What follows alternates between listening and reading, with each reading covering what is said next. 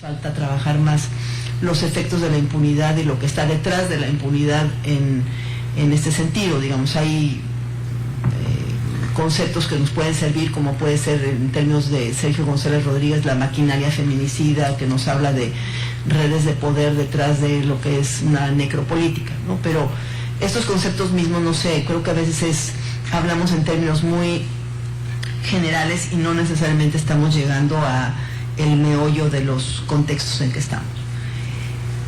Otro asunto que me parece importante discutir, y creo que, bueno, aquí se ha dado ya en otros lados, es el concepto mismo de género. O sea, cómo explicamos.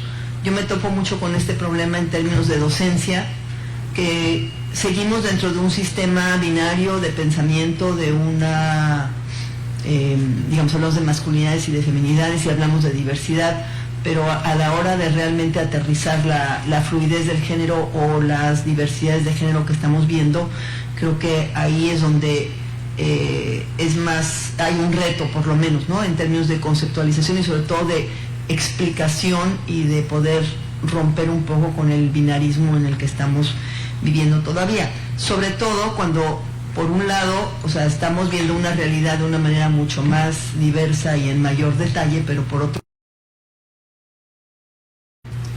corrientes de derecha, podría yo decir, o que se apropian del discurso de género, que hablan de una falsa ideología de género, que descalifican los estudios de género, y entonces estamos entre, por un lado, defender lo que aportan los estudios de género y por otro lado desarrollar nuestros campos de una manera que es más cuestionadora de lo que se ha naturalizado en la sociedad hasta cierto punto. Los conceptos mismos, digamos, por ejemplo, hablando del tema del feminicidio, por quedarme con ese tema, es cómo estamos usando los conceptos y cómo se cambian y cómo hay una relación política también con los conceptos mismos, ¿no? Cómo hay, digamos, para mí en el hablar de feminicidio en un principio había una intención política, digamos, de subrayar la presencia del cuerpo femenino en la violencia contra las mujeres, y actualmente hay toda una discusión en algunos sectores por lo menos de si estamos hablando solamente de violencia de los hombres contra las mujeres, como se hablaba en un principio, que es la definición básica de feminicidio y que es con la que yo coincido, o ya hay, digamos, creo que también por razones políticas más que académicas necesariamente, la discusión de si vamos a hablar de feminicidio en caso de un asesinato de una mujer por otra mujer, cómo definimos ahí las razones de género. Y bueno, y otro tema que ahí no tiene que ver con cuestiones políticas, sino creo que es más con discriminación, que si hablamos de transfeminicidio o no hablamos de transfeminicidio. Digo, estoy dando ejemplos muy específicos de un campo, pero a lo que quiero ir es a la necesidad de discutir los términos que estamos usando y a saber qué es lo que estamos queriendo representar, porque no es usar los términos en sí, sino a qué tipo de violencias, por hablar del campo de la violencia, de qué tipos de violencia estamos hablando, para entender qué son y para poder entender sus causas y poder prevenirlas, no nada más por, digamos, amor a la teoría, ¿no? En este sentido. En términos metodológicos, me estoy viendo un poco rápido, pero prefiero presentar varios puntos. Digamos, antes de entrar a la metodología en sí, creo que hay un tema, y creo que está presente en muchas de las mesas que se van que constituyen este congreso. El tema de la violencia está presente en muchas, la educación, la cultura y la migración. Creo que tenemos un problema que no tiene que ver nada más con los estudios de género, sino con los estudios de las ciencias sociales en México en este momento, que es de qué manera la presencia de la violencia generalizada en el país permite o no hacer investigación. En ciertas zonas no se puede pasar, en otras no se pueden hacer ciertas preguntas, en otras hay que pedir permiso para hacer investigación, y en ese sentido, ¿cómo vamos a dar cuenta de esas realidades con esos obstáculos, digamos? Por otro lado, quienes sí hacen esta investigación enfrentan, digamos, el tema de los problemas éticos que implica lidiar, por ejemplo, con temas de violencia, ¿no? ¿Qué se puede preguntar y qué no, pensando en no revictimizar a la gente a la que se le haces preguntas, no ponerlas en peligro. Y aquí estoy pensando en un libro que salió en 2015-2016 que se llama Estudios sobre ética de la investigación y violencia de género en México, que publicó la UAM Xochimilco y que coordinaron Guadalupe Guacuz y Verónica Rodríguez, donde plantean, digamos, ese tipo de problemas que creo que es necesario discutir también en estos momentos aquí. Y ya para terminar esta sección, muy brevemente, creo que un problema que no es nuevo, pero que con el que hemos estado lidiando mucho tiempo, es el problema de cómo hacemos los estudios cuantitativos cuando las cifras oficiales no son confiables o no existen o están clasificadas en criterios que no necesariamente son claros, ¿no? Digamos, primero lidiamos con que no había diferencia, o sea, no había suficientes cifras separadas en hombres y mujeres.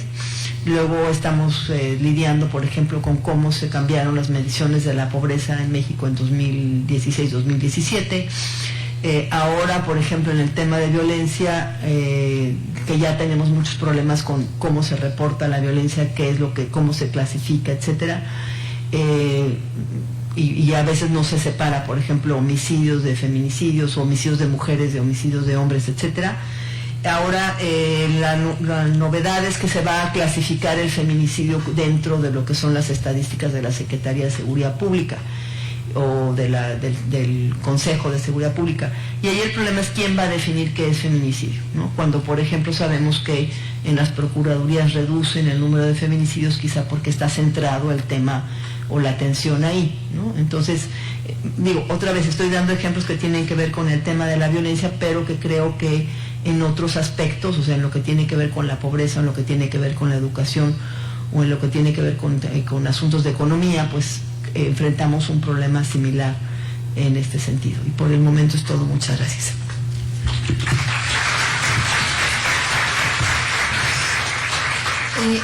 Gracias a la doctora Melgar. Para continuar con el punto retos teóricos y metodológicos en los estudios de género en México, le damos la palabra al doctor Núñez. Gracias, buenos días. Igual, le agradezco mucho la invitación que me hizo Mercedes, Cecilia, las organizadoras, el comité organizador, para estar aquí. Me encanta estar además en la Universidad de Sonora, y además siempre es ocasión esos eventos de encontrarme con colegas que viven en Hermosillo y que casi nunca nos vemos, ¿verdad? Yo me voy a limitar, por el tiempo del que dispongo, a los estudios de género de los hombres y las masculinidades, y en menor medida, también por tiempo, a los estudios LGBTI, que son los otros dos grandes subcampos de los estudios de género. Y se trata de estudios, ambos, que se fueron configurando a ritmos diversos y en diálogo constante con la teoría social, con el feminismo y los movimientos sociales. En el campo académico se desarrollan de manera más clara desde los años 70 del siglo XX, y en el caso de México a partir de la década de los 90. Hay otros estudios, hay ensayos, en fin, antes de eso doy cuenta en el libro de Abriendo Brecha, sobre la historia de estos estudios en México.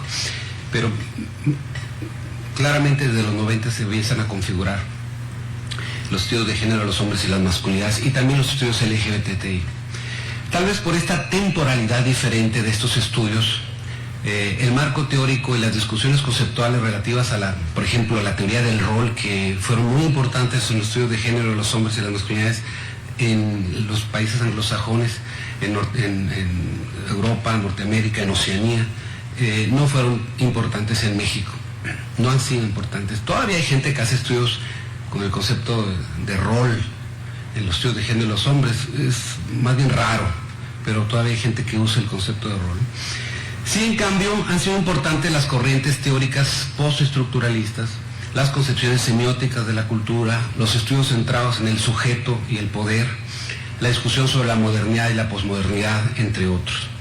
Ambos subcampos, los LGBTI y los estudios de género de los hombres y las masculinidades, se vinculan fuertemente con la discusión feminista. Sin embargo, la incorporación efectiva de los planteos teóricos feministas es desigual. Así, los estudios LGBTI son ricos en discusiones académicas que proceden de teóricas feministas lesbianas como Gayle Rubin, Adrienne Rich, Monique Wittig, Judith Butler, por mencionar algunas, Diane Fass y muchas más, ¿no? Que además son muy productoras de mucha teoría, ¿no? Es decir, todas ellas, ¿no? Mientras que los estudios de género de los hombres y las masculinidades, si bien se reconocen en el horizonte cultural, teórico y político creado por el feminismo, a menudo se nutren de un abanico más limitado de planteos teóricos y de autoras. Yo he analizado estas referencias a las feministas y siempre aparecen Simone de Beauvoir, Gayle Rubin, Joan Scott, algunos, Celia Amorós, Marcela Lagarde, ¿no? Por mencionar las más citadas. Algo distinto ocurre con la producción o las citas de las investigaciones de las colegas, que sí son muy citadas, las investigadoras mexicanas. Alrededor del 46%, un poquito más, yo hice esa contabilidad, de la producción académica, los estudios de género, los hombres y las masculinidades en México lo realizan mujeres. O sea, el 46% de la producción total de los estudios de género de los hombres y las masculinidades en México son de autoría de mujeres, las cuales también son ampliamente citadas en las producciones científicas de sus colegas. Creo que la creación de la Academia Mexicana de Estudios de Género de los Hombres ha sido muy importante en este reconocimiento como colegas y en este diálogo constante. Es por eso que el primer y más importante reto que veo a nivel teórico para esos estudios de género de los hombres y las masculinidades tiene que ver con el grado de incorporación de los planteos teóricos feministas contemporáneos que han tenido los estudios de género de los hombres, que proceden precisamente del análisis de las relaciones entre sexo, género y orientación sexual, que suele llamarse teoría queer y que vino a revolucionar la manera en que entendemos el género. A este respecto, no es difícil darse cuenta que casi todas las tesis o investigaciones en este subcampo en México, por ejemplo, ofrecen la definición del sistema sexo-género de Gayle Rubin y la propuesta teórica y analítica de Joan Scott, y hasta ahí se quedan, ¿sí? Lo cual no está mal. Pero si una carece de una plena incorporación de la dimensión simbólica del género, la otra no ha incorporado plenamente al sexo como una construcción cultural. Así, sin el marco teórico butleriano, o digamos queer, los hombres que son objeto de estudio no son pensados desde ese marco ideológico dominante que construye el sistema sexo-género como un sistema de homologías que naturaliza y normaliza las relaciones entre sexo, género y orientación sexual, como señalan autoras como Judith Butler o como David Foster. Las consecuencias de no incluir este enfoque teórico son evidentes. Se nos ofrecen una y otra vez estudios sobre la masculinidad y algún tema, paternidad, pareja, riesgo, desempleo, etc., con descripciones interesantes de prácticas y problemáticas de poder, pero que se terminan explicando de manera general con la referencia al deseo de poder, de control, de dominación de los hombres, por haber sido socializados en una masculinidad hegemónica, y fin de la explicación. No, casi siempre hasta ahí se queda. ¿Qué se ganaría con la incorporación del modelo teórico queer en este campo de estudios? Lo que ya se ha visto en los estudios que se han venido realizando con varones gays y que se interesan en el análisis de la masculinidad. Se ganaría conocer esa tensión ideológica y emocional en la que se erige el proyecto ideológico de hombría, para utilizar el concepto de Michael Herzl, precursor del enfoque performativo para entender la identidad de género. Una tensión ideológica y emocional alrededor o sobre la hombría que se vive, se concibe y se articula con relación al cuerpo, a su masculinidad y a su esperada heterosexualidad. Por poner un ejemplo, los estudios sobre varones y el riesgo describen la manera en que los varones se exponen a riesgos constantes en el trabajo. Si son ricos en información, si son ricos en información de campo, describen los idiomas sexuales y de género que se utilizan y que enmarcan los riesgos.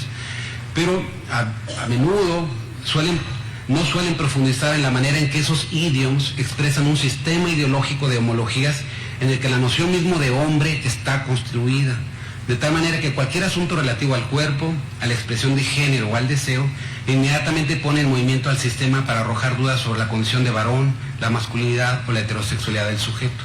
En lugar de ese análisis se recurre a la categoría de masculinidad hegemónica y fin del comunicado, ¿no? Ahora bien, la noción de masculinidad hegemónica es un término con el que todavía se está saldando cuentas.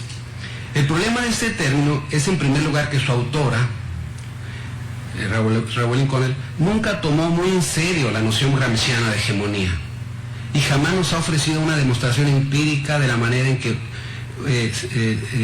ser hombre, una forma de ser hombre, participa en la construcción de hegemonía. Eso es, en el liderazgo moral, intelectual, económico y político que ejerce una clase o grupo de clases sobre otras clases sociales. No es que no se pueda hacer, no es que no sea probable, yo creo que sí, pero hay que demostrarlo. Y que valdría la pena hacer esos estudios además.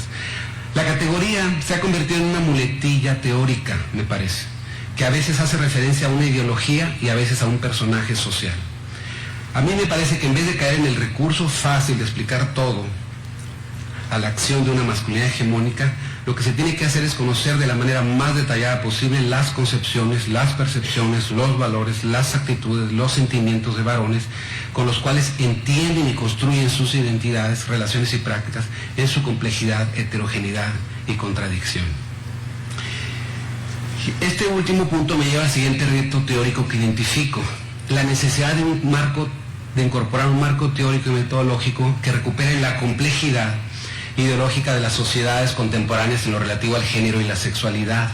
Los sujetos varones, como todos los sujetos, participan en sociedades o se construyen en sociedades donde coexisten ideologías exogenéricas de viejo y nuevo cuño, tradicionales, modernas, posmodernas, indígenas, mestizas, criollas, anglosajonas, machistas, neomachistas, feministas, etc.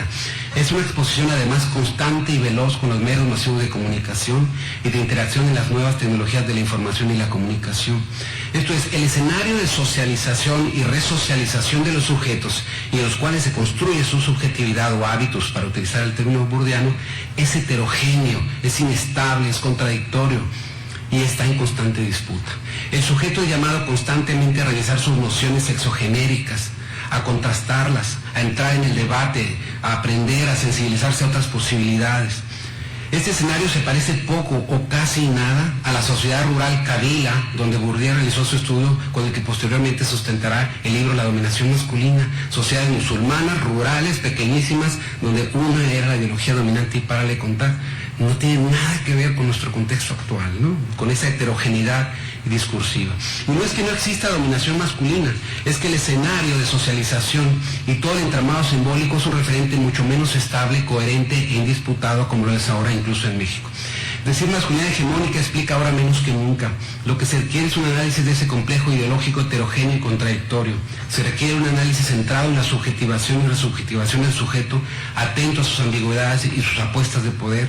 Se requiere un análisis atento a la manera en que este proceso ideológico complejo y contradictorio existe y no obstante reproduce una y otra vez eso que Bourdieu llamó la desiderata masculina, esto es ese anhelo de participar en el juego o en la competencia por demostrar que se posee una hombría socialmente esperada.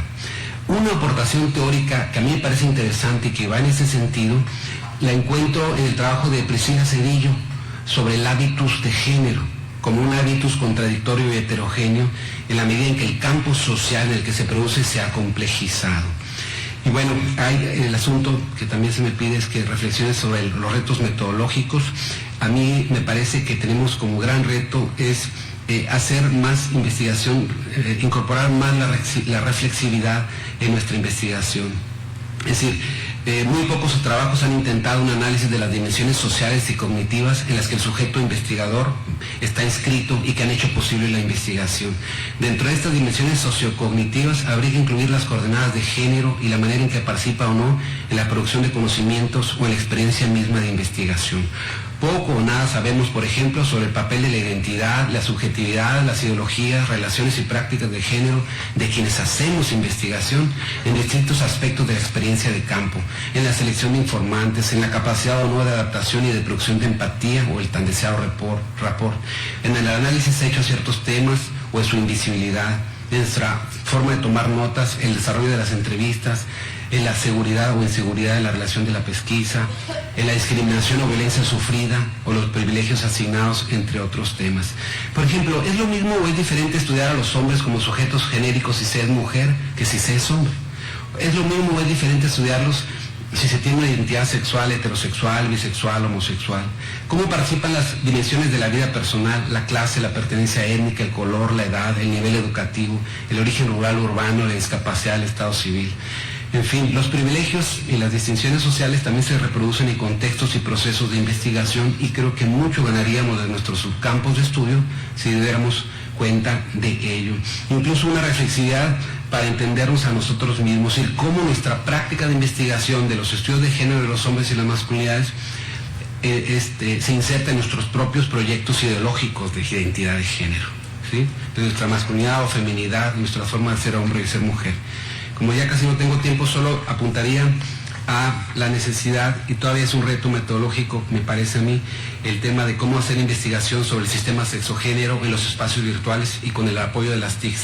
El asunto es que la sociedad ya existe de forma virtual, se extiende al mundo virtual, pasamos muchas horas en el espacio virtual y tenemos muchísimas dudas sobre cómo funciona la sociedad propiamente en el espacio virtual, cómo se construyen, reconstruyen, desconstruyen las identidades del espacio virtual.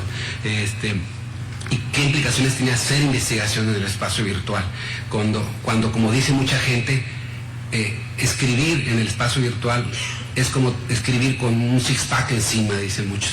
O sea, hay un estado alterado de conciencia en el espacio virtual, ¿sí? Entonces, es lo mismo en términos metodológicos que implica esto, ¿no? Hasta ahí, gracias. Muchas gracias, Guillermo.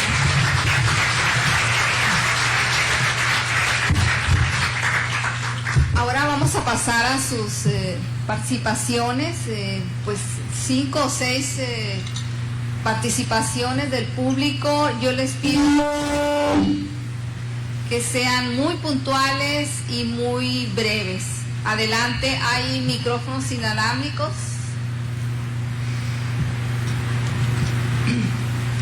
Acá 2, 3.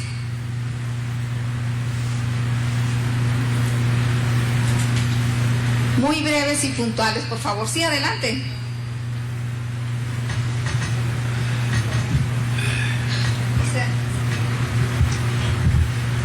Quienes hacemos investigación tratamos de ser éticas, ¿no? ¿Y qué hacemos cuando organizaciones como el Frente Nacional por la Familia mienten, inventan términos como ideología de género, citan estadísticas falsas? ¿Cómo contrarrestar, sobre todo cuando estamos estudiando, divulgando acerca de temas que son complejos y requieren de sutilezas, que no se prestan a memes y eslogan?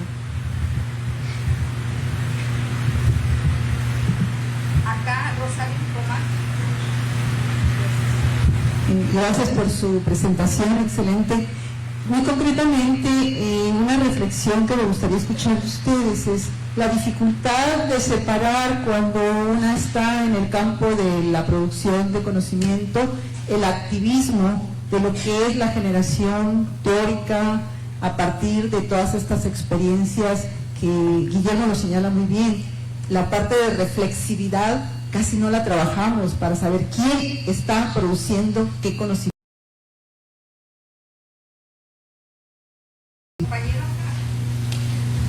Sí, gracias. Sergio Alberto Meléndez, licenciado en Derecho. He estado escuchando con atención al doctor Núñez, doctora Melgar, que se habla en este mundo posmoderno sobre una guerra de ideas, cuestiones meramente teóricas, que no tienen base científica propiamente. El aspecto aquí es definir lo que ya está definido, pero desde el punto de vista sociológico, antropológico, desde el punto de vista de las especialidades de aquí de los del panel. Estoy percatándome yo que se trata nada más de una situación de perpetuar una ignorancia, de perpetuar una agenda corrupta sobre bases e ideas de cómo construir la humanidad, porque se está hablando cuestiones sobre que no tienen ninguna base científica. Ejemplo, yo soy licenciado en Derecho, no me voy a meter al tema del derecho, ¿no? El aspecto antropológico, tenemos el Museo de Sonora aquí en la universidad, donde prevalecen unas momias ahí que son perfectamente definibles en cuanto a si es mujer o varón, aunque tengan 700 años o 1000 años. Está claramente definido científicamente, está probado científicamente que si de una gota de sangre, de una gota de saliva, de un cabello, se puede definir si es varón o mujer. La identidad, la dignidad. Le pido por favor ser puntual, gracias. Sí, el ser humano tiene dignidad, tiene integridad y tiene libertad. Entonces, ¿qué tan importante es trabajar sobre la verdadera ciencia, desde el punto de vista de la medicina, antropología, sociología, el derecho y todas las ramas que se estudian aquí en la Universidad de Sonora, por ejemplo. Muchas gracias. Acá, por favor. Bueno, yo creo que puedo hacer las preguntas, sí, se va a escuchar. Me parece muy sugerente y muy provocador el planteamiento que ha hecho el doctor Guillermo Núñez Figueroa, y yo le pregunto concretamente, ¿qué posibilidades hay de un programa de capacitación y de discusión a nivel de redes sociales o virtual, para que podamos realmente atender a todos estos cuestionamientos que cada una de nosotros probablemente nos lo hacemos en nuestro taller y en nuestra cotidianidad investigativa? Gracias. Una más por acá. Guillermo, felicidades a los expositores. Son realmente ricos en lo que acaban de exponer, porque concentran muchas de las inquietudes que quienes nos dedicamos a los estudios de género tenemos. Pero la parte que me gustó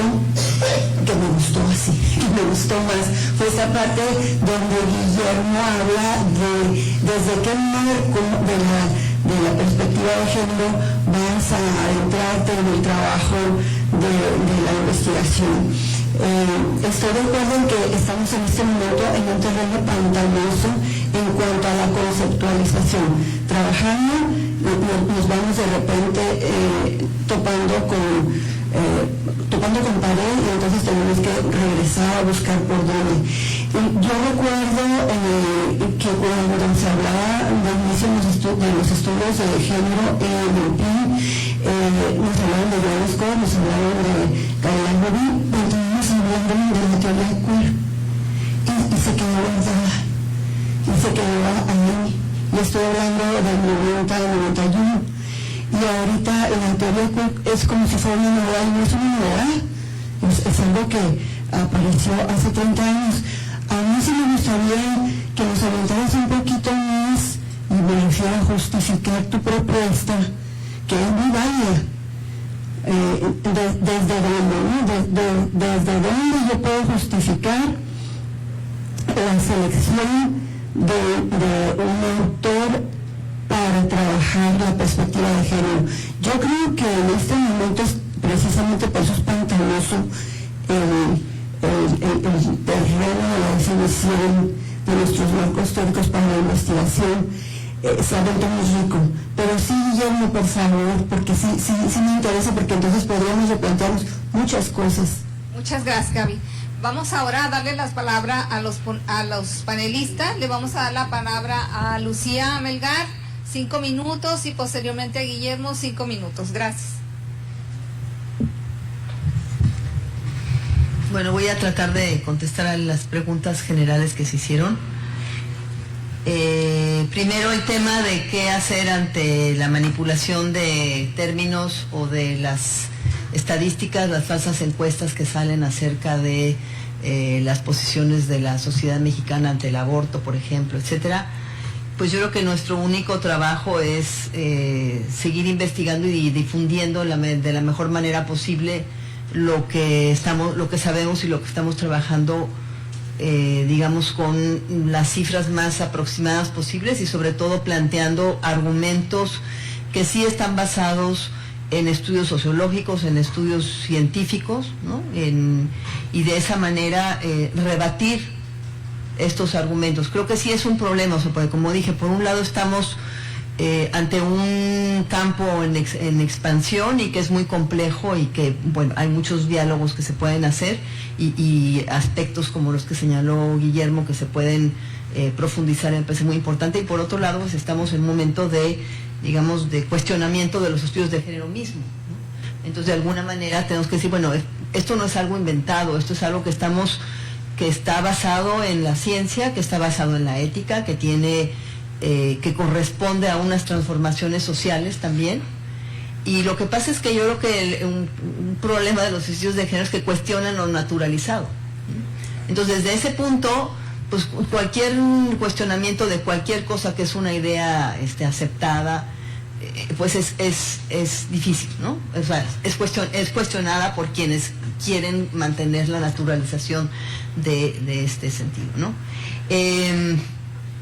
Por otro lado, respondiendo a lo que creo que fue su pregunta, los estudios de género precisamente se derivan de bases científicas.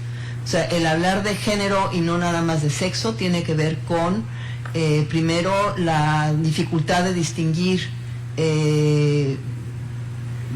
más allá de lo visible lo que es el sexo. O sea, es cuando se vio que hay, por ejemplo, personas que parece que nacen como mujeres y resulta que son hombres, porque no nada más lo que se ve, sino digamos desde las hormonas, la configuración del cerebro y toda una serie de cuestiones tienen que ver con lo que es el género o la identidad de género, etcétera. Pues ahí hay una base científica y es lo que nos ha complicado, si quiere, entre comillas, complicado, o sea, es el que ha mostrado la complejidad de lo que es el género o la relación sexo-género en la sociedad.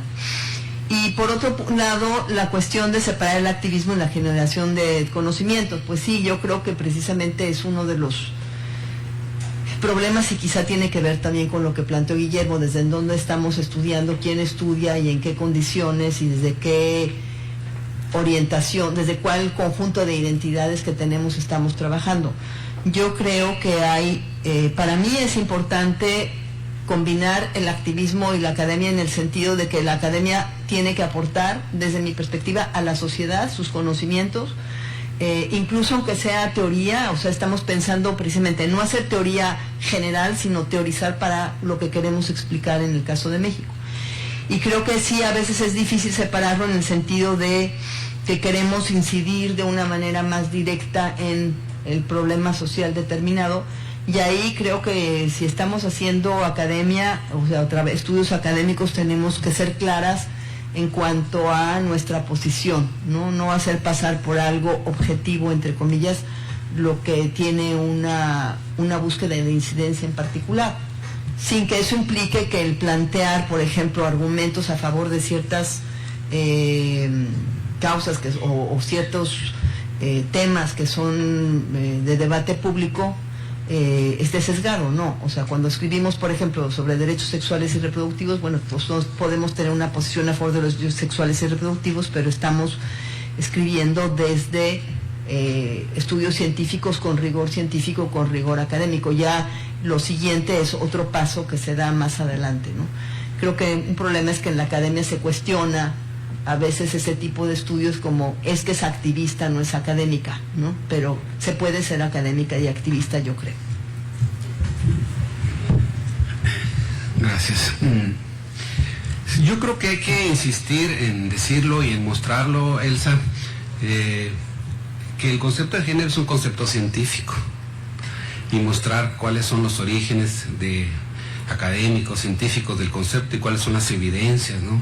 No solamente las que mencionó Lucía, ¿no? Sí, Melgar, sino toda la evidencia antropológica de la diversidad de formas de significar lo masculino y lo femenino, los diferentes sistemas sexogéneros, ¿no? Que nos hablan diferentes maneras de entender qué es un hombre, qué es una mujer, incluso los intersexos o los intergéneros, la androginia, los géneros fluidos. Todo eso no son cosas inventadas por activistas enloquecidos, ¿no? Es evidencia científica de muchas sociedades humanas, ¿no? que nos hablan de esa diversidad de formas de entender qué significa ser hombre y qué significa ser mujer, o de distintas formas de entender esto que llamamos género, ¿no? Y yo creo que eso es una evidencia súper contundente. Pero además hay mucha otra evidencia de nuestra propia sociedad, ¿no? Que nos habla de esa diversidad de formas de construir lo que significa ser hombre y ser mujer. Y también yo creo que hay que insistir, hay que alfabetizar, así como se alfabetiza en salud, se tiene que alfabetizar en sexualidad y en género, en diversidad sexual. La gente sigue confundiendo sexo con género, se sigue confundiendo macho biológico con hombre, sigue confundiendo hembra biológica con mujer. O sea, no sabe que el sexo, que es incluso la definición misma del sexo es una construcción sociocultural. ¿Qué vamos a tomar en cuenta para definir el sexo? Los cromosomas. Pues no nomás hay dos sopas en la especie humana. Hay XX, hay XY, hay XYY, hay XXY, hay tetrasomas y pentasomas.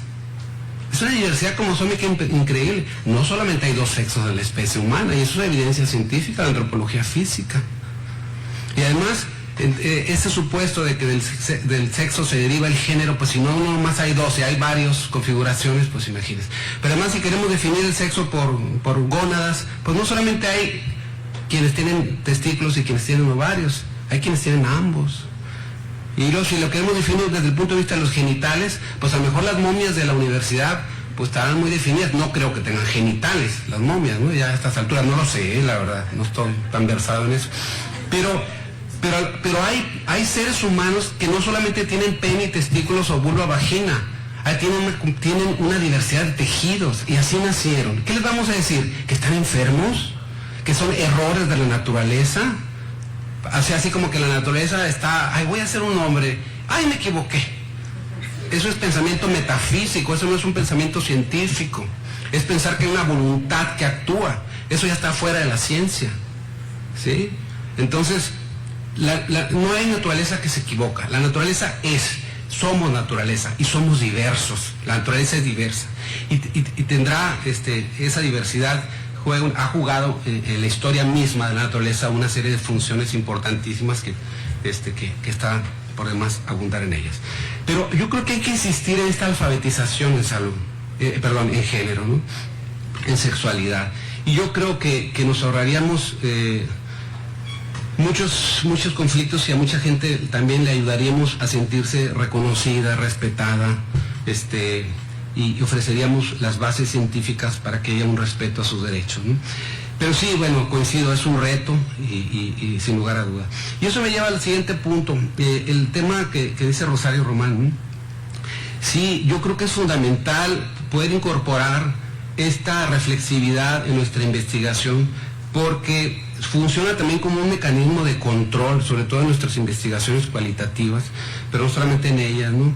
Importante en nuestra toma de notas, en nuestro trabajo etnográfico, etcétera. Pero no en el sentido, como dice muy bien Bourdieu en el texto de sobre la reflexividad, es que en algún momento se puso de moda la reflexividad y aquello se convirtió en Laura de América, ¿no? En un talk show donde todo el mundo hablaba de su vida personal. Y ese no es el punto de la reflexividad. El punto de la reflexividad es que podamos hacer una reflexión sobre el marco sociocognitivo en el cual se va construyendo el proceso de investigación. ¿Sí? ¿Cuáles son esas categorías? Como dice Bourdieu, tenemos que someter a análisis nuestros propios conceptos con los cuales queremos conocer la realidad, ¿no? Y el otro es las dimensiones sociales del propio proceso de producción de conocimientos. Es decir, ¿cuáles son esas políticas de producción de conocimiento en las que estamos? Las políticas institucionales que generan censuras veladas o explícitas, que generan restricciones, miedos. Y eso ha existido para los estudios de género. Cada vez menos, pero han existido. A mí me quisieron correr del CIAD. Y eso me enteré por el propio director general del CIAD. En un momento, en los años 90, finales de 90, hubo una directriz del CONACYT de que me corrieran del CIAD por los estudios de género que realizaba, y particularmente por los estudios sobre diversidad sexual, y por mi participación como activista hablando sobre la importancia del condón y estas cosas, en una época en la que no se podía hablar de condón. Ya se nos olvidó que hubo un movimiento social para que ni siquiera se pudiera hablar del condón. Entonces, sí hay un marco social y político que construye las posibilidades del conocimiento. Afortunadamente las hemos ido venciendo, pero están allí y siguen existiendo, sobre todo en la posibilidad de las y los estudiantes de seleccionar sus temas de investigación, etcétera, ¿no? Bueno, ese es un punto que me parece muy, muy relevante, ¿no? El otro asunto es que yo encantado con el tema de los programas de formación, creo que es muy importante que se lleven a cabo, y yo me apunto para eso con muchísimo gusto. He estado participando en cursos y demás sobre sobre estudios de género de los hombres y las masculinidades, teorías de las masculinidades y demás, ¿no? La MEG creo que ha sido un espacio interesante para eso, que por cierto el próximo congreso es a finales de septiembre y va a ser en el estado de Hidalgo, ¿no? Y la otra es lo que decías, Gabriela, sobre cómo justificar este asunto de la selección de los marcos teóricos y los autores y demás. Hay mucho que decir al respecto. Yo quisiera agregar algunos asuntos. Yo creo que ganamos mucho cuando en una investigación sobre los hombres y el asunto de género, su masculinidad, no solamente nos enfocamos en la práctica concreta que estamos analizando, sino investigamos cuáles son las concepciones de género de estos sujetos. Es decir, y cuando digo concepciones de género, no es limitarse a preguntar qué significa para ti ser hombre, es preguntarle qué significa para ti las mujeres, cuál es tu manera de entender la familia, el ser mujer, el ser hombre, el ser esposo, el ser esposa, la diversidad sexual. Es decir, una serie de elementos que entran dentro de nuestro interés de género, no solamente enfocarnos en qué significa para ti ser hombre y cómo la masculinidad. ¿Me explico? Sí, creo que nos está faltando en algunas investigaciones entender a los sujetos como sujetos genéricos en esta complejidad, ¿no? Y entenderla también en su historia personal, en sus procesos de socialización y demás. Yo creo que eso nos ayudaría mucho para enriquecer nuestras investigaciones. Gracias. Para continuar con el panel y también respetando los tiempos para no entorpecer las actividades posteriores del Congreso, vamos a iniciar con el segundo punto: cómo contribuyen los estudios de género a comprender los problemas sociales y a generar políticas públicas.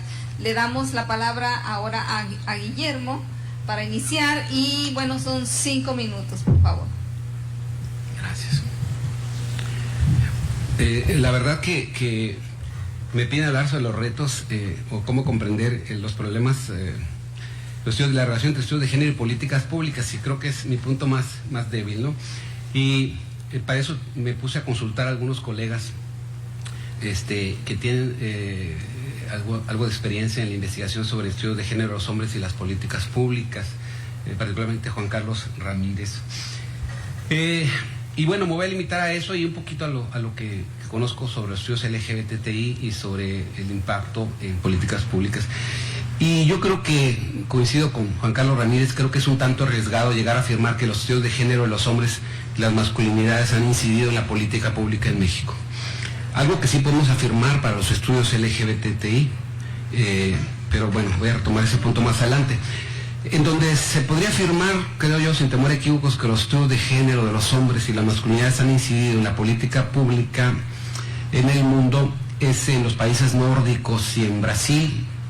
En los primeros incluso ya ha habido estudios de impacto, ¿sí?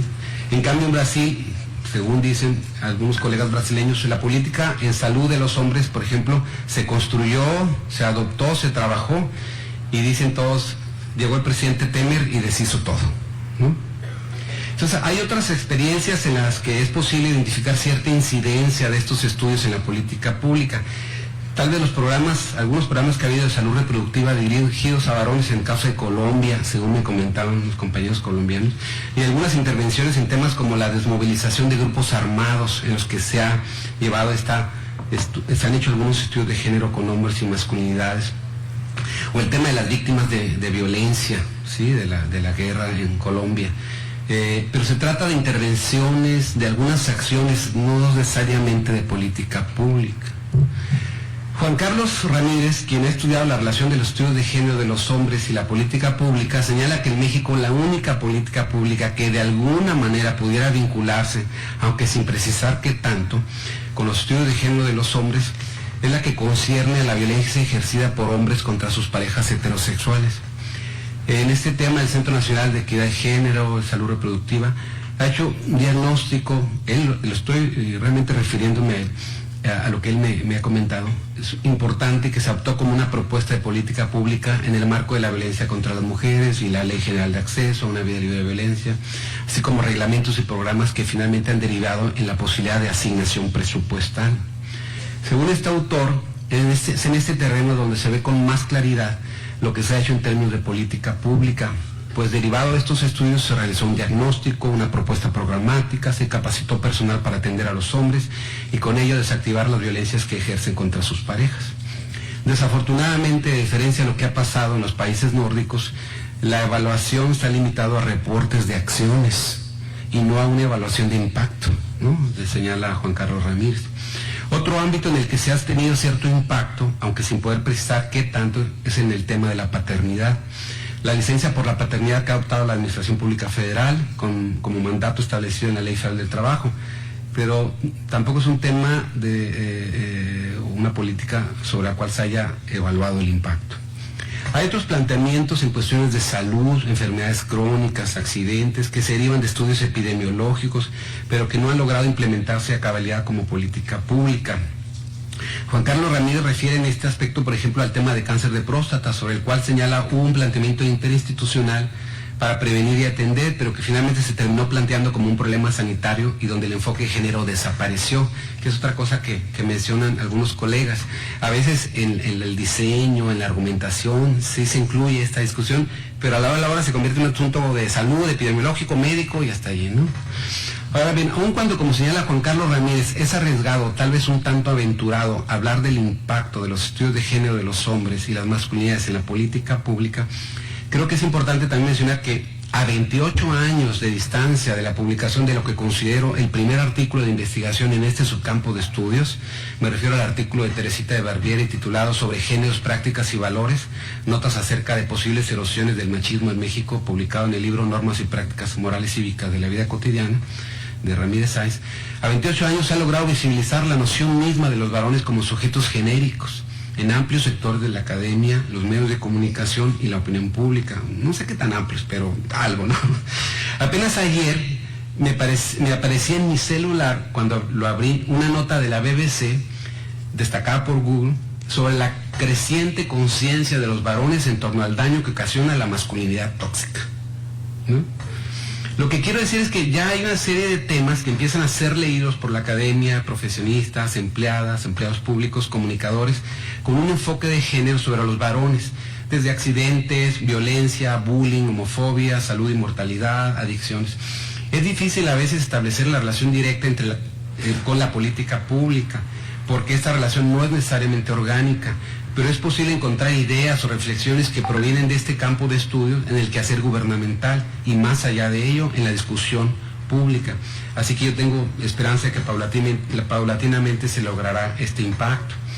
Finalmente habría que señalar que según el autor del libro Hombres y Políticas de Igualdad de Género, Juan Carlos Ramírez, se tiene un andamiaje normativo que está subutilizado como recurso para la política pública. Ahora bien, en donde yo creo que podemos hablar de una mayor y más clara relación con la política pública es en el subcampo de los estudios LGBTI, particularmente en lo que se refiere a temas como la discriminación, la respuesta a la epidemia del VIH-Sida y los crímenes de odio. Creo que sin lugar a dudas el campo de los estudios LGBTI, fuertemente articulado además al activismo, ha proveído de insumos conceptuales y teóricos para una serie de iniciativas legales, donde desde la redacción de la reforma constitucional del artículo 1, la Ley Federal para prevenir y eliminar la discriminación, hasta las iniciativas en diferentes estados relacionadas con el matrimonio igualitario, la no discriminación, etc. Asimismo, las investigaciones en este subcampo de estudios han venido también informando programas de inclusión y prevención de la violencia homofóbica en instituciones públicas, el sistema escolar, entre otros. Tal vez el impacto más profundo ha sido en la manera en que se ha articulado la respuesta a la epidemia del VIH-Sida. Este reto de salud pública trajo consigo una producción de investigación novedosa en temas relacionados con la cultura sexual, la manera en que se construyen y se viven la diversidad de identidades, prácticas y relaciones sexuales en configuraciones de género y de poder diversas. Se crean nuevos conceptos como el de HSH, el cual ha pasado por numerosos análisis antropológicos. También se han realizado estudios valiosísimos sobre la interacción de los sujetos con el dispositivo de poder biomédico y su impacto en temas como el acceso al diagnóstico oportuno, la adherencia al tratamiento, la calidad de atención, etc.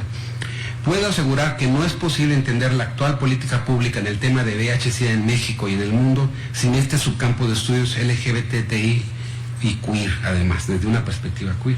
Se trata de un campo además con grandes exponentes teóricas a nivel mundial, pues casi nada, ¿no? Michel Foucault, y fuertemente vinculado con un movimiento de base global, y David Halperin y otros, que ha hecho posible la transferencia de los conocimientos y discusiones teóricas conceptuales a la reforma del Estado y a la política pública. Quedan, sin embargo, muchos pendientes, y uno quisiera ver, por ejemplo, que los estudios de género, los hombres y las masculinidades pudieran llegar a tener un impacto similar en temas muy relevantes para nosotros, para la actualidad, como el crimen organizado, ¿no? O sea, si pudiéramos construir si pudiéramos producir esos conocimientos y tener ese impacto que se ha tenido en esos temas que mencioné, como la respuesta a la epidemia, en el tema del crimen organizado, de verdad que estaremos hablando de otra cosa aquí, ¿no? Gracias.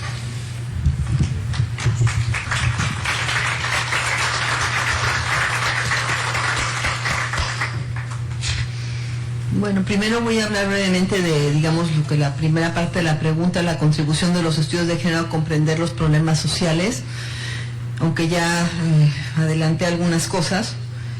Creo que un aporte general es entender apuntar a la complejidad de la sociedad desde una visión que trata de abarcar, no todo porque no se puede, pero de estar mostrando distintos niveles, y que es una insistencia, digamos, en que, por ejemplo, si hablamos de violencia contra las mujeres, por ejemplo, no lo podemos ver de una manera fragmentada, aislada, tenemos que ver los contextos, tenemos que ver los distintos niveles, o si hablamos de subjetividades o de sexualidad, igualmente tenemos que hablar desde la complejidad, y digamos que ahí es el simplemente señalar eso en un contexto en que se tiende a fragmentar la información o a descontextualizar en muchos casos. Creo que ese aspecto es importante, sobre todo cuando pues estamos enfrentando problemas que implican mucha interdisciplina y desde luego una interconexión, no solamente en los niveles de un problema, sino en las dimensiones,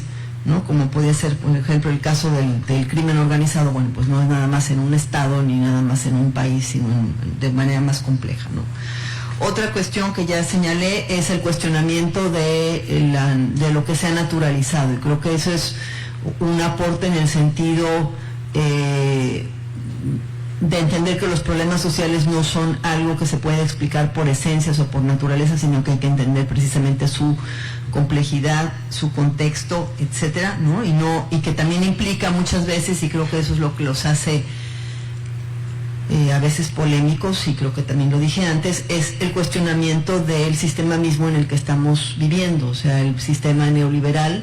O sea, se pueden hacer estudios de género que reproducen todo lo que son los supuestos del sistema económico existente, pero también se puede señalar precisamente que parte del problema que tenemos de la preservación de la desigualdad o de la agudización de las desigualdades tiene que ver con ese sistema económico de explotación y de depredación, ¿no? Entonces, en ese sentido, creo que esa es una cuestión que también se aporta en cuanto a una comprensión general, ¿no? Igual que lo que se aportó desde el principio con el feminismo y los estudios de género desde el punto de vista de las mujeres, la relación entre lo público y lo privado. Y creo que un gran aporte ha sido el mostrar que la violencia no es algo que se puede privatizar. Cuando se privatiza la violencia se está negando, o sea, se ve como un asunto privado nada más, se está negando su conexión con todo un sistema social, y creo que eso es un aporte importante, ¿no? El haber sacado las violencias, no nada más la violencia contra las mujeres, podríamos hablar también, creo que de la violencia contra la población de la diversidad sexual, como que es un problema social y un problema de salud pública, si es que lo queremos plantear en esos términos, ¿no? ¿Cómo contribuye estos estudios a las políticas públicas? Bueno, yo creo que hay dos niveles en que podemos hablar. Uno es a nivel de discurso, es fundamental, digamos, o de leyes, de iniciativas a nivel internacional, pues creo que es fundamental lo que se ha logrado en cuanto a la atención hacia los aspectos de género de las políticas públicas o de los lineamientos internacionales que tienen que ver con violencia, o que tienen que ver con salud, o que tienen que ver con digamos, la búsqueda de la igualdad en términos generales, ¿no? El que, digamos, desde Naciones Unidas o desde CEDAW o en Belém do Pará, por hablar de un marco jurídico internacional, haya planteamientos que están hablando de desigualdades que son construidas de subjetividades que se tienen que entender de una manera compleja compleja, y digamos el haber logrado que hasta cierto punto se hable de la necesidad de prevenir y sancionar, erradicar la violencia contra las mujeres, pues eso es un avance, ¿no? Y que es fundamental, aunque el problema es cómo aterrizamos todas estas aportes que digamos de los estudios de género a las políticas públicas. Yo no hice el mismo tipo de investigación que Guillermo respecto a cuál ha sido el impacto de de los estudios de género en las políticas públicas. Directamente voy a hablar de lo que más o menos sé desde mi perspectiva, digamos. Creo que un problema en México con las políticas públicas que tenemos es que hay una apropiación del discurso de género, hay todo un discurso que tiene que ver con lo que llaman gender mainstreaming todavía en nivel internacional, y tenemos mucho, búsqueda de la igualdad, como en la ley de igualdad, o búsqueda de la prevención de la violencia, pero yo creo que no tenemos realmente políticas públicas integrales que podamos ver. Estoy generalizando tal vez, y quizá aquí siendo injusta, pero digamos en términos de, pongamos, ley de acceso a las mujeres a una vida libre de violencia y alertas de violencia de género, más que por una política pública integral, creo que tenemos medidas que a veces son circunstanciales o que son poco coordinadas, que retoman la idea de la necesidad de prevenir, que hablan de la igualdad, que retoman, digamos, lo que ha aportado la sociología o la antropología en términos de lo que hablamos de feminicidio, de violencia feminicida, etcétera. Pero creo que ahí un problema es que a la hora de aterrizarlo no necesariamente se está haciendo una política pública que realmente incluya todo, y sobre todo que a veces, digamos, pensando en algunos estados, pues depende de, digamos, puede todavía haber una actitud paternalista, ¿no? De mantener la subordinación de las mujeres en los supuestos programas de política pública para las mujeres que se hacen. Entonces, desde esa perspectiva creo que es importante dar seguimiento a estas políticas y evaluarlas, o sea, ver hasta qué punto sí están impactando de una manera real la vida de las mujeres en concreto. Y creo que ya se me terminó el tiempo, entonces ahí lo dejo.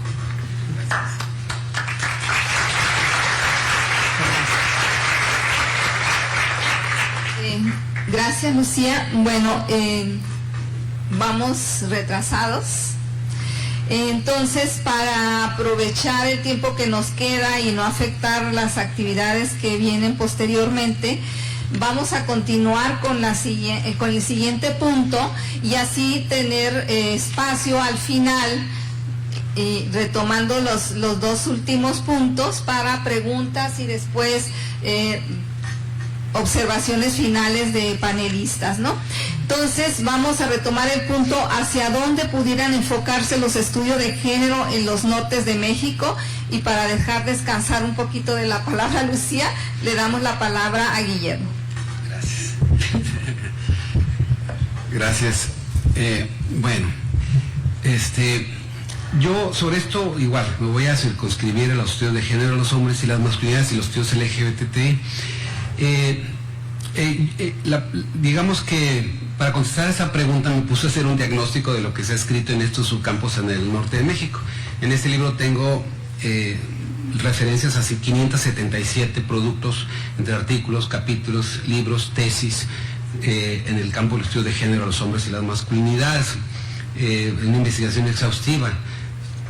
Me imagino que alguna cosa se me habrá escapado, y seguramente puede haber alguna discusión sobre si tal o cual producto debería estar aquí o no. Pero también me puse a investigar cuáles de esos productos lo han hecho investigadores en instituciones del norte de México, refieren al norte de México, o salieron desde estas instituciones, ¿verdad? Y veo que es una situación desigual para el norte de México.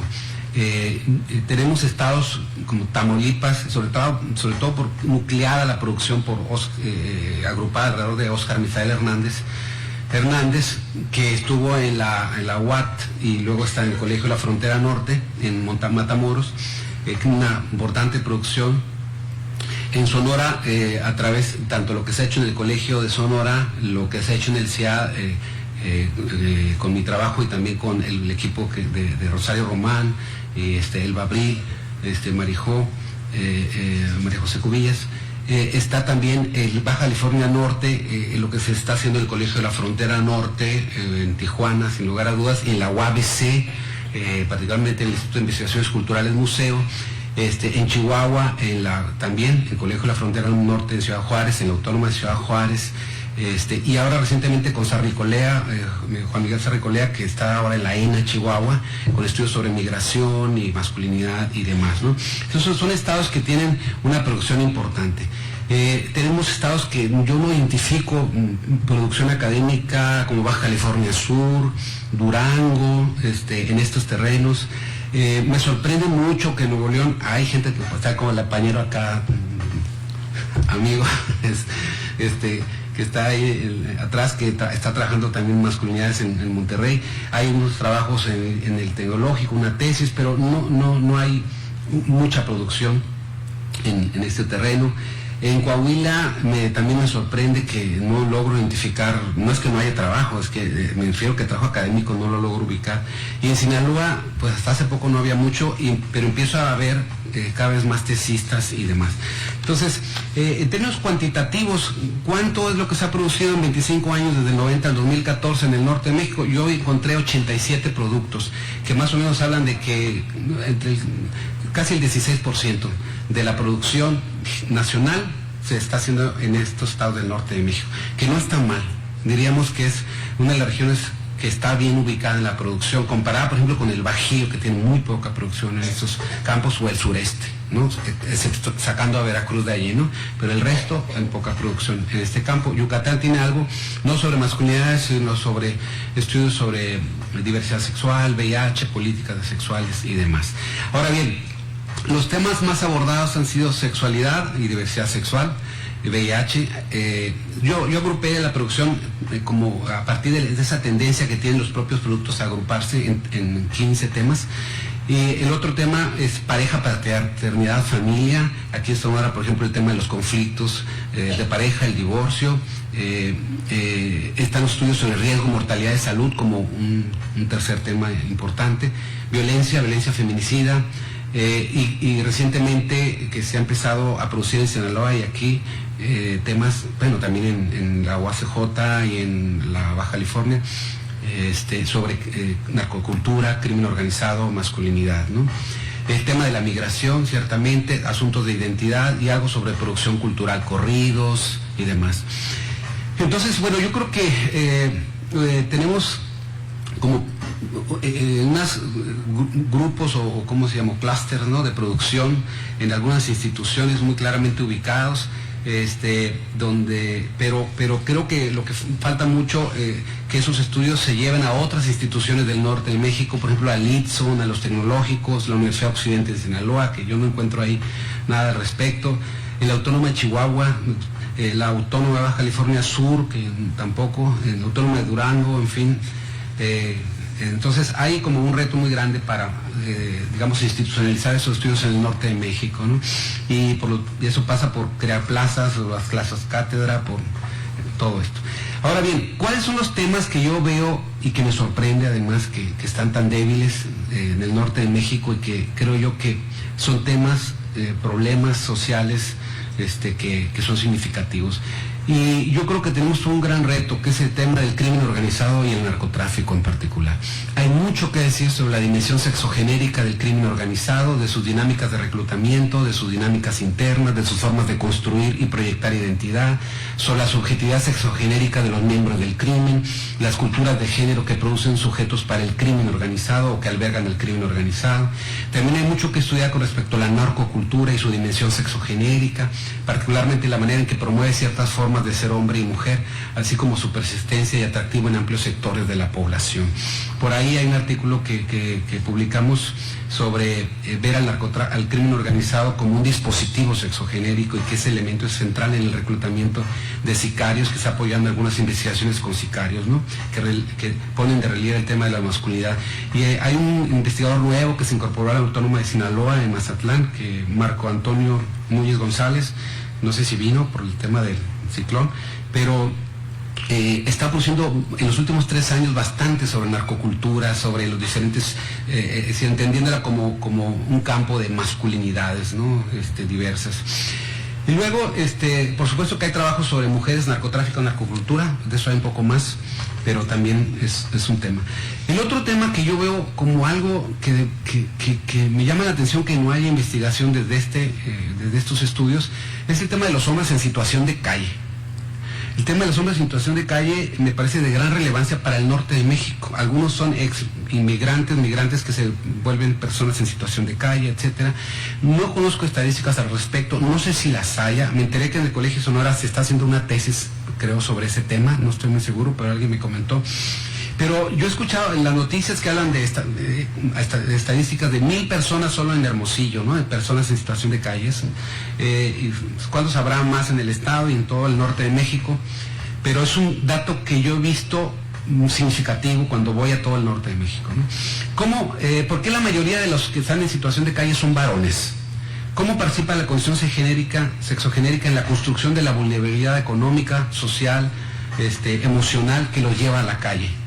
Me parece preocupante la normalización que ha operado en la sociedad con respecto a las personas en situación de calle, y aún más me llama la atención que nadie o casi nadie repare que se trata de varones en su mayoría, ¿no? Es necesaria una explicación también de género de esto.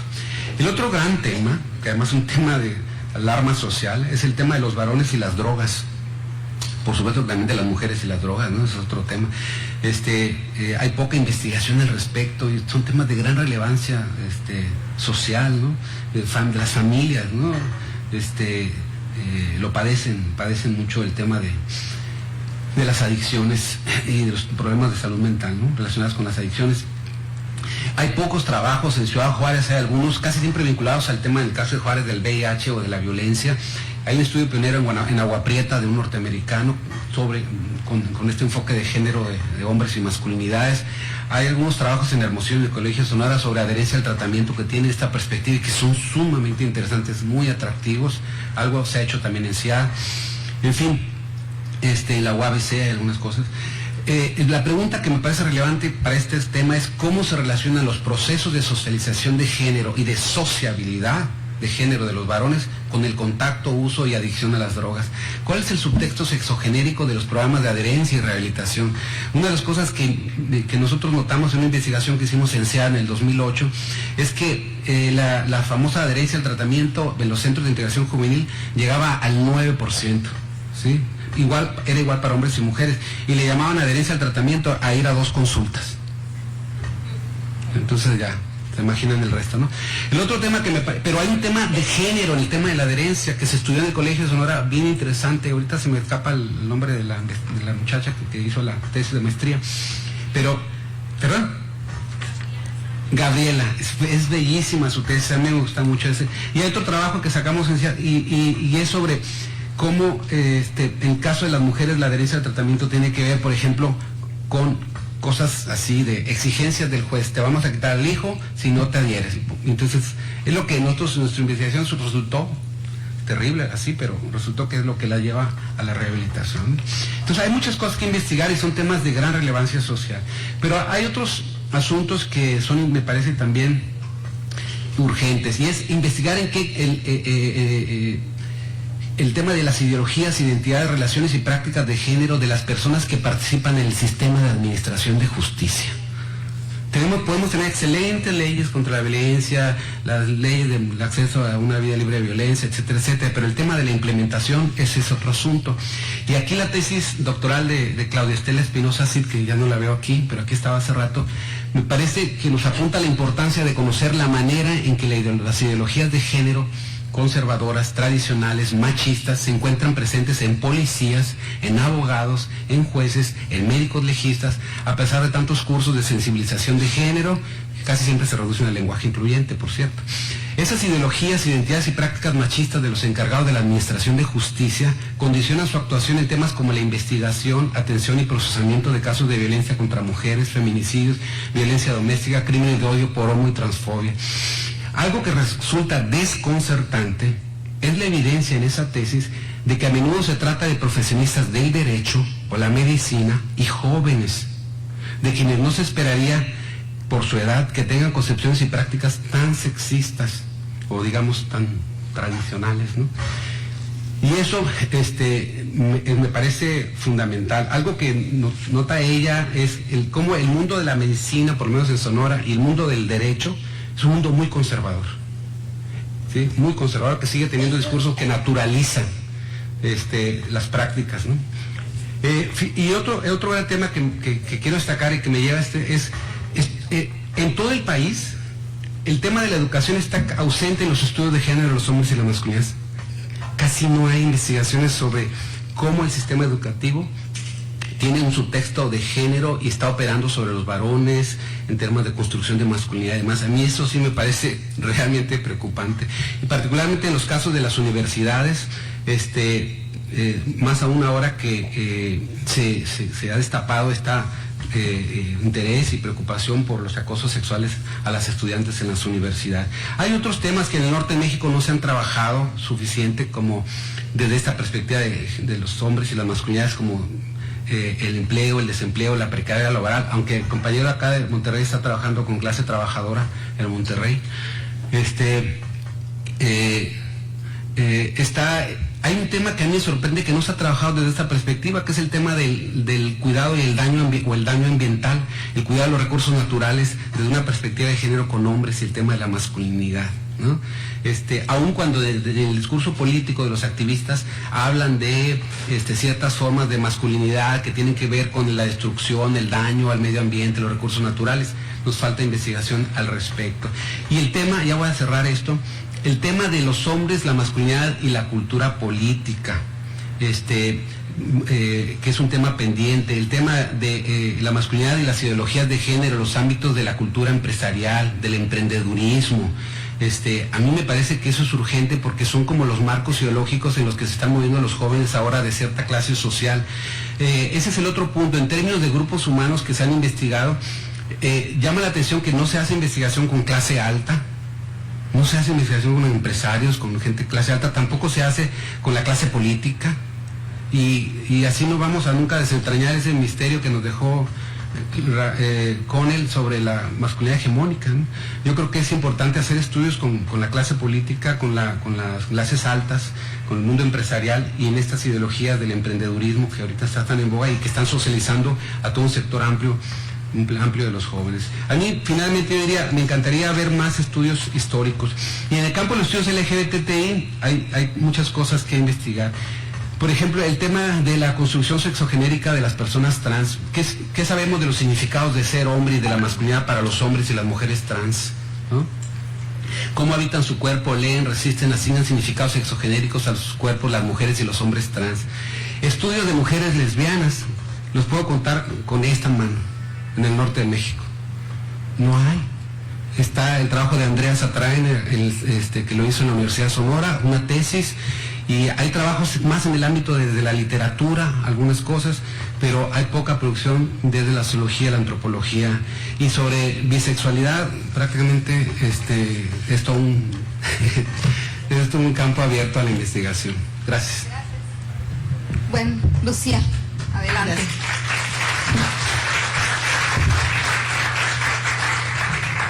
Bueno, yo voy a ser muy breve en este sentido porque creo que más que nada yo vine a aprender sobre el tema de los estudios de género en el norte, aunque bueno, conozco algunos. Y creo que antes de que se me olvide, quiero decir que coincido con Guillermo en el tema del estudio de los que imparten la justicia, no solo en el norte, sino en todo el país. O sea, hay una brecha enorme, un abismo entre las leyes y la aplicación de la ley, y en el propio Distrito Federal o Ciudad de México vemos, digamos, el mismo tipo de problemas de machismo o de ideas tradicionales que afectan la forma en que se investiga, etcétera. Bueno, yo creo que tenemos mucho que aprender en el resto del país en términos de los estudios que se han hecho sobre violencia contra las mujeres, feminicidio, migración sobre todo, y también, digamos, en algunos temas que tienen que ver con la juventud y la conexión con la violencia, pero también con otros aspectos.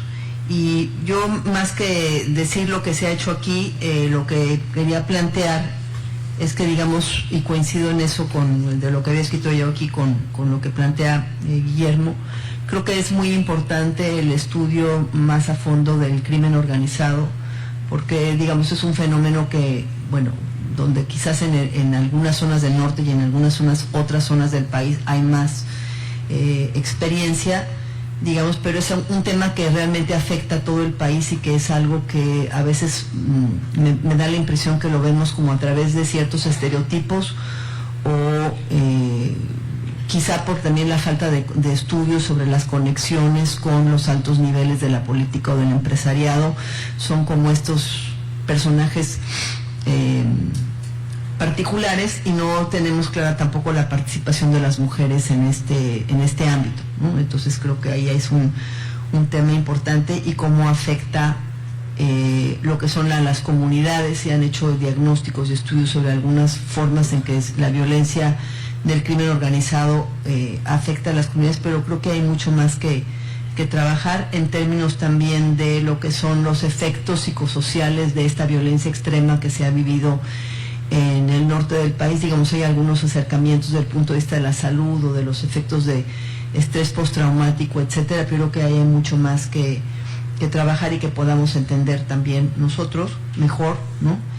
Y el otro tema es no en el sentido nada más de ver el lado más negativo de la violencia, sino cómo se crean sociedades o comunidades resilientes en contextos de violencia generalizada o de desplazamiento forzado, etcétera. Y creo que, por ejemplo, el efecto en general el desplazamiento creo que no se ha estudiado lo suficiente. O sea, sí hay como Laura Rubio tiene un libro en el ITAM, por ejemplo, sobre el tema, pero digamos falta también, me parece, más estudios sobre ese tema. Y un tema que no es solo a nivel del norte, sino del país, es el tema de la trata, que creo que tiene que ver con las dificultades que hay, el peligro que se corre cuando se estudia ese tema, pero creo que es un tema que es urgente que estudiemos de una manera más a fondo. Por ejemplo, yo trabajé en el estado de Guanajuato sobre violencia feminicida y resultaba que había un estudio por ahí sobre trata que había mandado a hacer el Congreso y ese estudio nunca circuló, no se sabe bien a qué se refiere, nos mandaron nada más una presentación y es un problema general y no podemos hablar también como desde nada más la superficie. Creo que es un tema complejo que tenemos que tratar de investigar de alguna forma más a fondo y yo ahí me quedaría. Muchas gracias.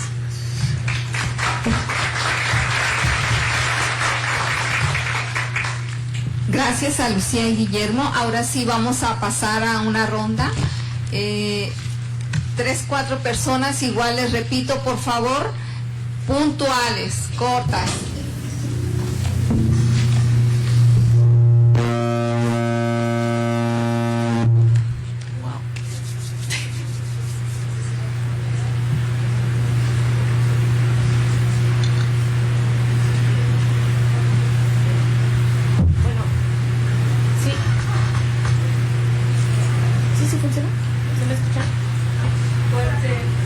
Bueno, me gustaría saber su opinión en relación a 3 políticas públicas, pensándolo así, que de alguna manera se supone que se están implementando ya a nivel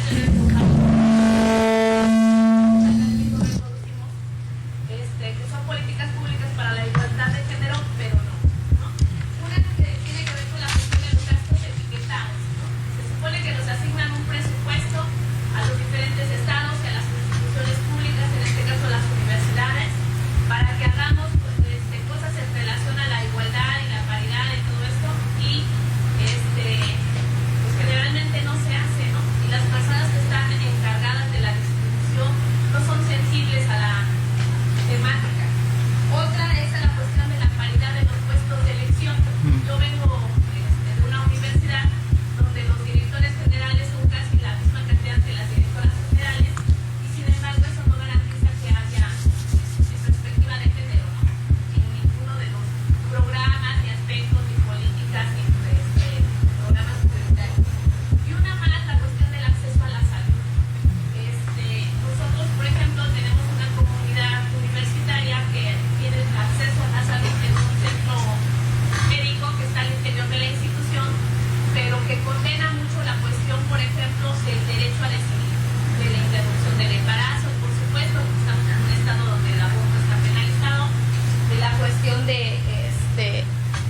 ejercicio de la sexualidad, ¿no?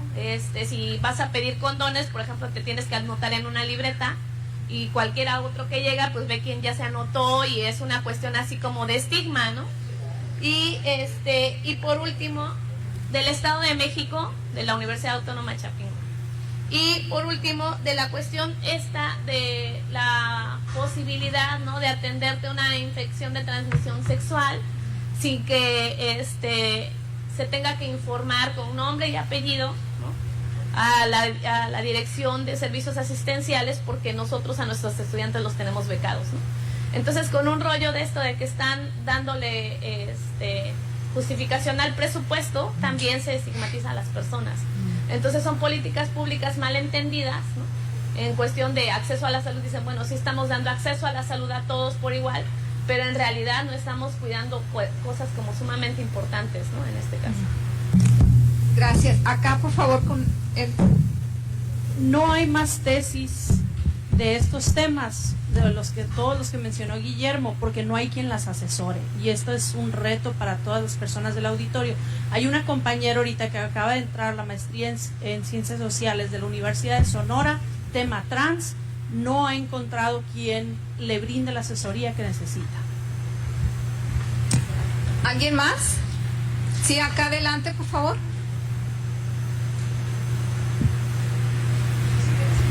Más rapidito, sobre algo que mencionó Guillermo, sobre las personas en situación de calle. En sí no hay sobrepersonando nomás sobre los hombres, también sobre mujeres nos falta mucha investigación en ese tema.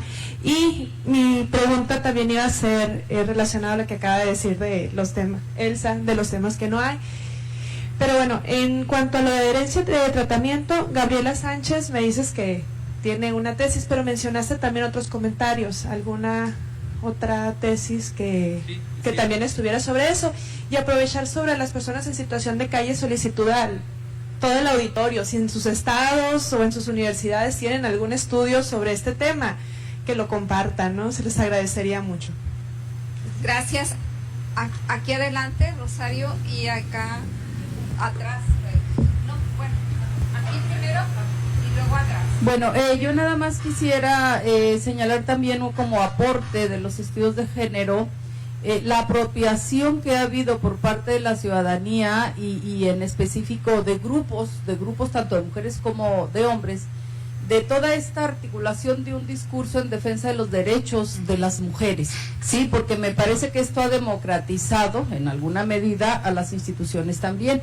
En específico, por ejemplo, en el caso de la alerta de violencia de género, el hecho de que esta pueda ser solicitada por organizaciones de mujeres les ha permitido tener una interlocución con estos poderes tan cerrados, ¿sí? Que ahora se ven cuestionados y se ven obligados a compartir información que, bueno, la comparten en una mínima medida, lo que por otro lado también lo relaciono con lo que decía Lucía Melgar, con el abordaje de los objetos de estudios peligrosos, ¿sí? Investigar ahora los feminicidios, investigar ahora la trata de personas, o sea, hay que hacer un bordeo epistemológico realmente para no ponerte en riesgo como investigadora, porque adviertes estas maquinarias del crimen, del crimen, de la narcopolítica, ¿sí? Pero también te tienes que cuidar, y entonces es interesante ver cómo estamos construyendo metodologías, ¿sí? Desde estos bordes de la violencia, ¿verdad? Y bueno, nada más también para abonar al tema de la escasez de estudios en las universidades, yo diría que tampoco hay quien asesore estas tesis, porque finalmente los estudios de género siguen sin ser reconocidos como estudios de un estatus científico al interior de las universidades, ¿sí? Siguen siendo subvalorados y finalmente no tienen el mismo valor de lo que se realiza, ¿no? De este saber epistemológico autorizado, ¿sí? Que no tiene que ver con los estudios de género. Gracias. Acá atrás, por favor. Muchas gracias. Me gustó mucho las presentaciones, me llevo mucho para aprender. Creo que siguiendo un poco con la narrativa de la doctora Lucía sobre romper un poco con el binarismo que estamos viviendo, yo pienso que también hay un desafío en cómo incluir la idea de no circunscribir los estudios de géneros o las teorías de género en individuos que nacen, mueren y se desarrollan en nuestro país.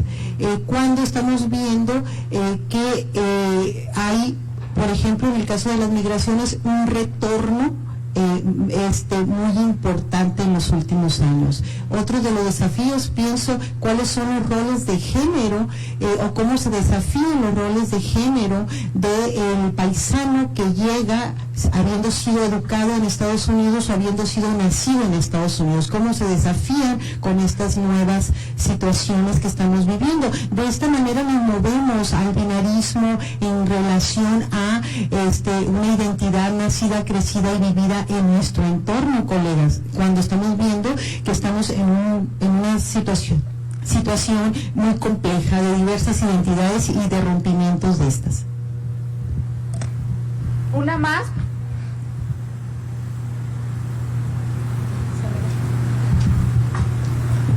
Gracias. Buenos días todavía, creo, para todas y todos. Un comentario y después una pregunta. Precisamente en esto que comentaba el doctor Guillermo, de repente también de algunas cuestiones que todavía están ahí, que faltan, ¿no?, por trabajar. Precisamente cuando revisaba el programa también pensaba en las mujeres indígenas del norte, ¿no?, y específicamente las mujeres de los pueblos nativos de la región del norte, no precisamente las migrantes, que a lo mejor de ahí hay como un poco más, y precisamente ese es un reto en el que yo estoy ahora enfrentándome un poco, trabajando con las mujeres Pai Pai de los pueblos de Baja California, que en efecto no existe ni una sola investigación, no solo con las mujeres Pai Pai, sino con ninguna de las mujeres de los 5 pueblos originarios de la Baja California, ¿no? Y bueno, acá en Sonora, por ejemplo, que según tengo entendido existen alrededor de 8 pueblos indígenas, pues creo que más o menos está también en ese sentido, ¿no? Entonces, bueno, creo que es otro de los retos también, el acercarnos a trabajar con, en este caso, pues sí, mujeres de otras configuraciones culturales, que creo que también tienen mucho para aportar a los estudios de género y específicamente a las mujeres. Y en cuanto a mi pregunta, pues es una curiosidad, precisamente también en cuanto a estos retos, lo que se hablaba sobre la cuestión de las políticas públicas, ante esta próxima transición, ¿no?, ante el nuevo gobierno que se avecina, un poco me gustaría conocer, si es que me la pueden compartir, pues su opinión, ¿no?, de cómo ven este panorama que viene, precisamente, nuevo gobierno, en el que, por ejemplo, pues vamos a tener la primera secretaria de gobierno, ¿no?, mujer, etcétera. ¿Ves cómo ven ustedes un poco este panorama de frente hacia esta nueva, hacia esta transformación, que no sabemos, como dicen por ahí, si va a ser una transformación de cuarta o realmente una cuarta transformación, pero eso, pues ver cuál es su opinión, ¿no? Bueno, muchas gracias. Vamos a darle la palabra a Lucía y posteriormente a Guillermo, y con eso pues vamos a cerrar este panel. Bueno, vas a entrar en dos de las preguntas. Hay un problema en, digamos, lo que es la apropiación del discurso o lo que es la creación de leyes o de lineamientos de política pública y su aplicación en todos los ámbitos. Hablamos antes del tema de la justicia, ¿no? Pero en temas de acceso a la salud, digamos, incluso en la Ciudad de México, donde está permitida la interrupción legal del embarazo, hay personal que a última hora se declara objetor o sin declararse nada trata de convencer a la gente de otra cosa, etcétera, ¿no? Creo que lo que señala de presupuestos etiquetados que no se destinan a lo que debe ser, no se da solo en las universidades, se da a nivel municipal, igual que, por ejemplo, dineros que son etiquetados para alerta de violencia de género, en vez de por ejemplo, en el Estado de México, en vez de repartirse equitativamente o como se debía proporcionalmente, se distribuyeron o no en función de intereses políticos, según qué partido político estaba en el municipio, porque era época electoral en 2015-2016, ¿no? El tema de la paridad, mire, eso es un tema que es muy complicado, pero voy a dar mi opinión personal. O sea, yo creo que la paridad estrictamente es darle a las mujeres el mismo derecho que a los hombres de ser tan conservadoras, mediocres o inteligentes como ellos, ¿no? Es eso. Y el problema es que esperamos, o sea, como el movimiento feminista es el que está por los derechos de las mujeres, el voto, etcétera, etcétera, y la paridad, creemos que las mujeres que van a llegar al poder van a ser, no digo que feministas, pero que van a trabajar por la causa de las mujeres, y lo cierto es que no. Entonces, para mí la paridad no es, o sea, es un avance en términos muy numéricos, ¿no? De que sí ya llegamos a tener el mismo derecho a ser tan brillantes o tan tontas como los hombres en ese mismo puesto, pongamos, ¿no? Sin entrar a los bemoles de cómo llegamos ahí o no. Pero la verdad es que es un problema, o sea, que haya 5 directoras, 5 directores, no quiere decir que esas directoras van a pelear porque haya perspectiva de género, ni porque haya acceso a la salud para las mujeres de una manera equitativa en la universidad o en un hospital o en un gobierno o en lo que queramos, ¿no? Entonces creo que ahí sí hay un problema con el tema. Y en el tema de acceso a la salud, pues yo creo que tiene que ver también con el tema del cuestionamiento de la sexualidad desde los puntos de vista tradicionales.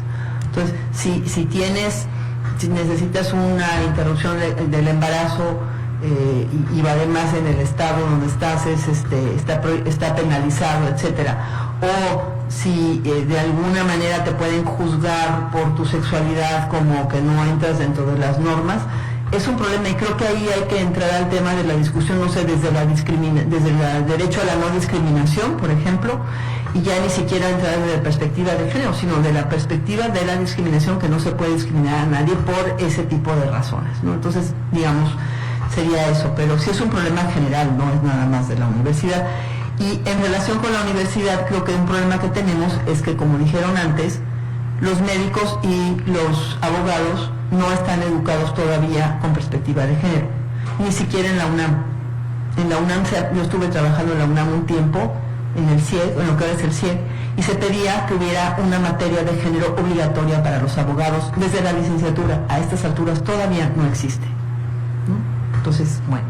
Y por otro lado, ya muy brevemente, para dejar la palabra a Guillermo, creo que el tema de lo que señalaste de los migrantes, los desplazados, eso es lo que cada vez está también cuestionando más, lo que son las fronteras y lo que son las nacionalidades y las identidades nacionales o regionales. Y creo que es un muy buen punto, o sea, eso cómo cambia la forma de ser hombre o ser mujer, o de ser performar, o de entender la familia, o de entender el trabajo o la igualdad misma dentro de estos movimientos, ¿no? Yo creo que, por ejemplo, un tema que también que no mencioné, pero que bueno que lo señalaste, es qué estamos haciendo por el estudio de la reintegración, si es que se va a dar o cómo se va a dar, de las personas mexicanas deportadas de Estados Unidos, ¿no? Que es un shock cultural, yo creo, en muchos sentidos. Gracias.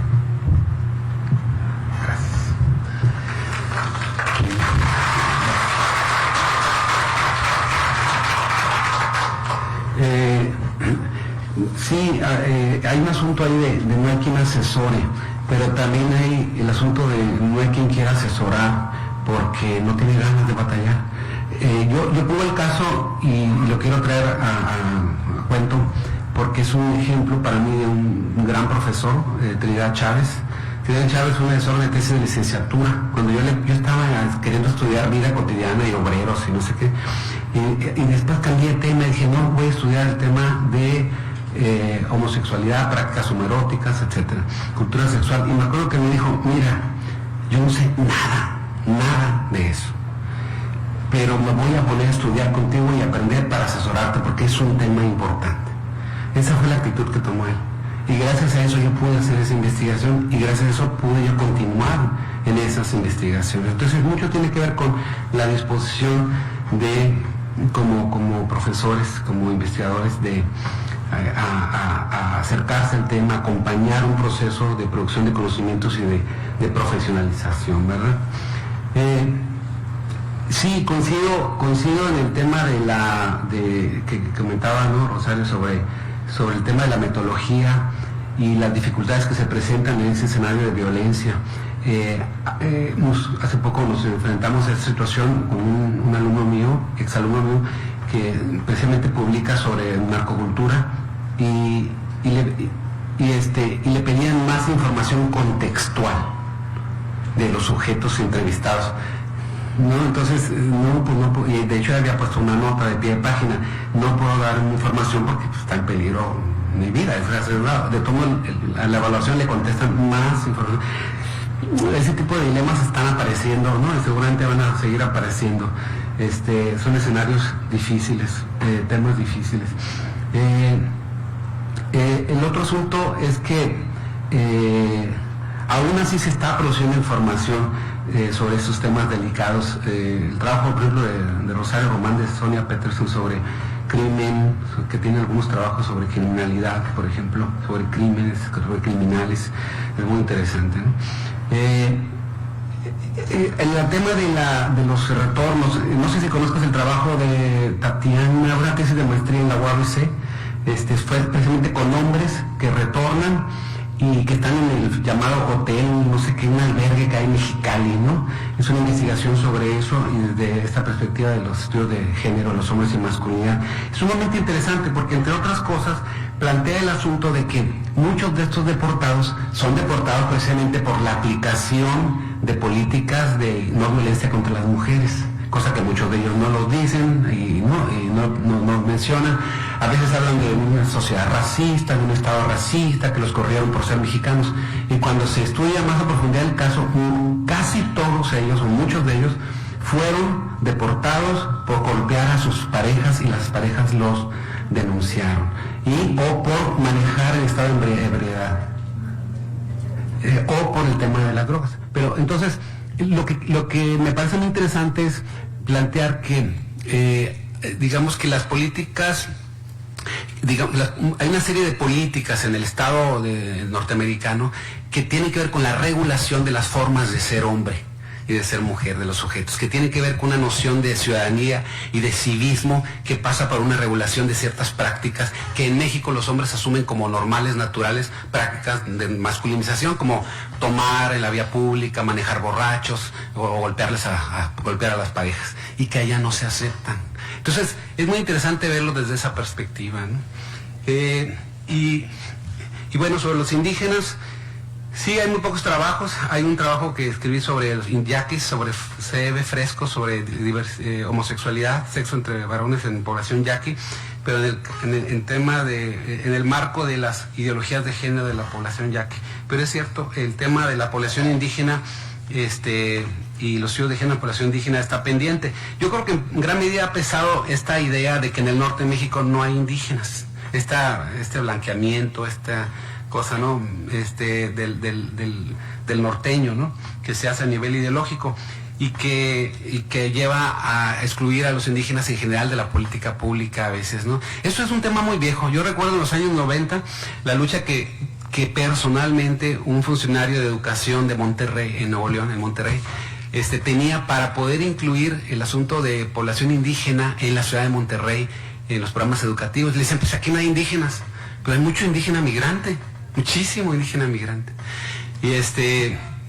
Y bueno, son esos temas que se invisibilizan porque hay una noción de quiénes somos nosotros y nosotros no somos indígenas, ¿no?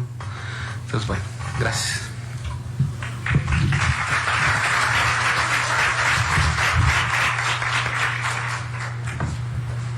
Muchas gracias a Lucía Melgar y Guillermo Núñez. Evidentemente pues hay una contribución enorme de los retos que tenemos enfrente, ¿no? Y en efecto me voy a tomar la libertad de hacer un comentario. Yo como profesora y como directora de tesis, ¿no? Evidentemente es un reto para cada una de nosotras y nosotros aceptar tesis con temáticas, problemáticas que no conocemos. Yo sí comparto esa idea que tenemos que enfrentar ese reto y ponernos a estudiar, porque cada vez más se abre el abanico de todas esas problemáticas de frontera que tenemos enfrente. O sea, como la sociedad cada vez se complejiza y obviamente pues tenemos que darle cara, ¿no? Bueno, antes de cerrar este panel, quiero extender la invitación a que nos sigan acompañando en el 7º Congreso de la Red de Estudios de Género del Norte de México, a las mesas que van a dar inicio a las 12, Vamos a tener 5 mesas antes de la hora de la comida y otras tantas antes de concluir la jornada del día de hoy. Vamos a tener la mesa de violencias y género, el género en educación, los trabajos y el género, ¿no? Identidades y género y, bueno, un tema que ya fue aquí muy expuesto, migración y género. Serán en el edificio de posgrado en administración, el edificio 7A, que está saliendo del edificio a mano derecha al fondo. Entonces, bueno, vamos a cerrar este panel agradeciendo a la doctora Lucía Melgar y le entregamos su constancia. Muchas gracias.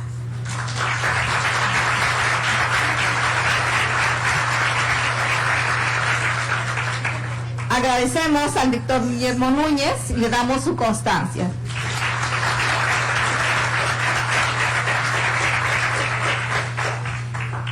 Los invitamos a que nos acompañen en las siguientes actividades. Muchas gracias por estar aquí.